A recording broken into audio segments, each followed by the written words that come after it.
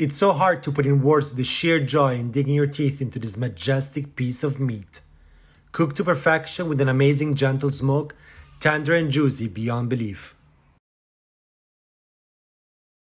I've not been so excited in a very long time. This is pretty amazing. We got from the butcher 5.5 kilo of beef ribs. These are not the usual short ribs you get. This is a big piece of ribs. And also there's an extra layer which usually doesn't come when you buy beef ribs in the butcher. We're very excited about this. You got quite a bit of layer of fat that we hope to be rendered away. And also there's a hell of a lot of meat here. We're not going to do much to it. We're going to have a very simple rub, and then we're going to slow cook it and smoke it. So the first steps is that we are going to slightly scour on this hard cup over here, because this is not going to render away. It's going to be a way of getting some of the rub inside. And the rub we're going to use today, it's a very simple fresh garlic, which I like to grind, salt, paprika and chili. I would also use pepper, but we got guys that are allergic here, so we're not going to use it, but if you can, just add it. So first layer, we're going to add some salt. And this is a big piece of meat, so I would probably use 3 big spoons of it. To that, we're going to add the garlic. This is about 5 cloves of garlic. And the paprika. I don't want to add too much paprika, so I'm going to add 2 and a bit spoon of it. And then chili. I want some heat for this beef. So this is about 2 tablespoons. Of course, if you like your meat very, very hot, add more of it. This is just a personal preference. I much rather use fresh ingredient. That's why I like to grind my own garlic rather than use the powder one. I just feel the flavor is so much more intense. So as a banding agent, I'm going to use olive oil. And we just want to massage the oil in. And the oil, as well as acting as a binding agent, is going to add flavor. We want the rub to go everywhere around this beef. You got to massage your beef. Beef loves a good rub. It's time to add the rub. Coated with the rub. So we added a very nice but thin layer of rub. I don't want to add more than this. I really want the flavor of the beef to come out. I think this piece of beef looks amazing. I just want the rub to just give it that extra layer of flavor, but ultimately I want to taste beef here. So that's what I'm going to do. With the low and slow, we're going to cook as usual around 120 degrees Celsius. And we're going to be using cherry wood to smoke this. Cherry wood is a very soft smoke, and I think it's going to taste great with this piece of meat. As we did for the other video, we started burning some cherry wood from the fire underneath, and we put it in a tray inside, and that's going to create the smokiness. And that's a really smart way of doing it when you don't actually have a proper smoker. So in this case, this oven, even though it's powered by wood, effectively is like any other oven that you would have in your house.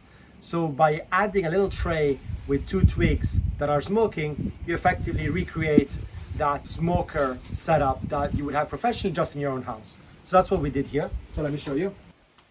We just put a little tray, so smoking, you can't even see, some piece of wood. Now we're putting this bad boy inside, very heavy. Underneath, as usual, we put a tray with water that helps to stabilize the temperature. And we're gonna put this in. Bye-bye.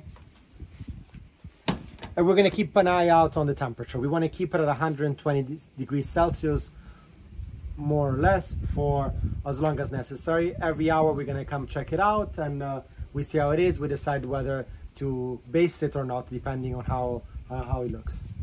So we're at the 2-hour mark. The temperature of the oven is at 117 and internal is 62. So what we're gonna do now is we're gonna turn it, baste it a little bit, and add some more of the smoking woods that we've been preparing there. So let's open this up. Oh, it's looking great. So we'll take the thermometer out because we're gonna use the opportunity to turn it as well.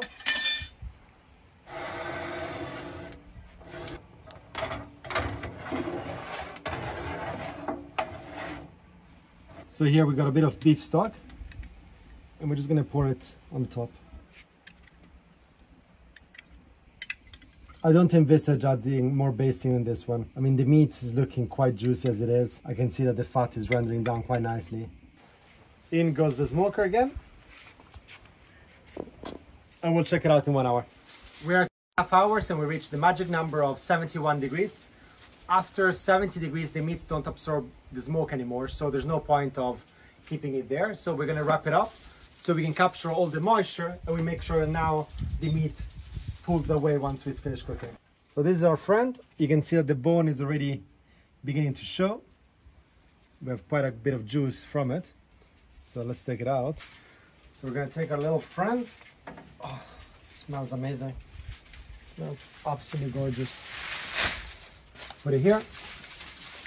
So we want to keep all these amazing juices that we've created. So we slowly and delicately pour it on top. The smell that's coming out is absolutely amazing. Can't wait to eat this. All right, all the juices are in. So let's wrap this up. It's a big piece, so it's important to do a few layers to be able to capture all the moisture. And that's a wrap. And at this point, we're done with the cooking. There's nothing more to do with the meat. All we need to be careful is keep an eye on the temperature, make sure we keep cooking it at 120. And now we're just gonna let the wrap steam up the meat, so the meat's gonna be able to pull away when it's ready to be eaten. The internal temperature now is 72, and at 70 there's usually a plateau, so we're gonna probably wait here for a good half an hour, and then hopefully the temperature is gonna go up again, and we're gonna take it out once it's over 92 degrees on all the huge piece of beef. So I would say we probably still have another couple of hours at least before this gets cooked. Once that's done, we're gonna take it off and we're gonna let it rest. So just a little bit more patience. So we're just over 5 hours and the meat is over 93 degrees throughout. So we're gonna take it out and it's time to let it rest for about 45 minutes. This is the hardest time because everybody wants to open it and everybody wants to eat it, and we've been waiting for so long, but we gotta wait. I'm watching you guys. We gotta wait, okay? We're gonna wait. Smell is so Don't make us wait. We're gonna wait. You wait. Oh guys, the smell is, oh my god, phenomenal. What did he eat? Oh, the smell. Oh, juices are coming out. And now guys, a little bit of patience. So let's open a bottle of nice wine and look at it and wait. Okay? Okay. Okay. Oh man. We are finally there. So it's been about 6 hours, 5 hours and 15 minutes to cook. We managed to wait 30 minutes and everybody's screaming and is starving, so we have to open it. So fingers crossed it's gonna turn out as nice as we hope it does. Okay, let's get down to the bone test.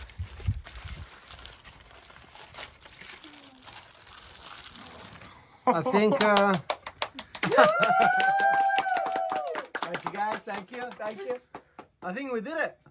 I mean, it's a little bit of meat here. Oh, guys. Give the dog a bone. We did it. I think the dogs want something. So this is my friend Peggy. This is my friend Bobby. So Peggy, here you go. Go. And one for Bobby.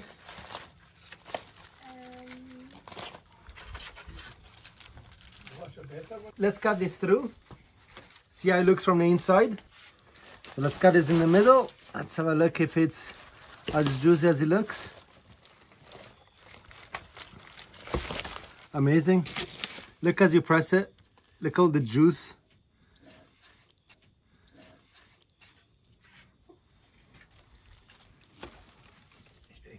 Okay, let's give this a taste and then I'll have to share it with everybody else here. I'm